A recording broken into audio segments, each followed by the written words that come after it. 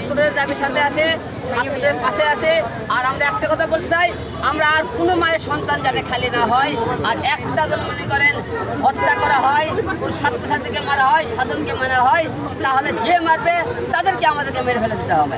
কারণ কাউন্টার দিলে অ্যাটাক না করেন, আপনার নিরাপত্তার কারণেই আজকে আপনাদের মায়ের বুক খালি হচ্ছে, আমার সন্তানের হয়তো আপনার সন্তান আনানো হইতেছে।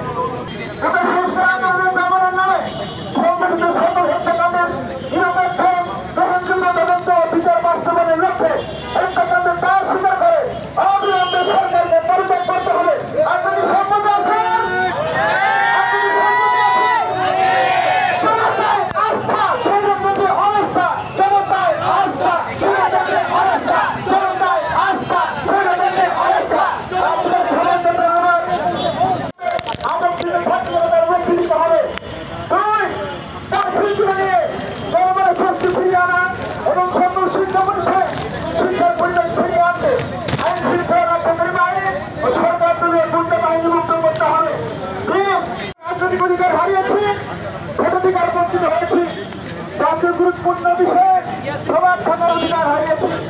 নিবন্ধনমূলক আইনের মাধ্যমে অধিকার রুদ্ধ করা হয়েছে। এই দিন থেকে রবিউল ইসলাম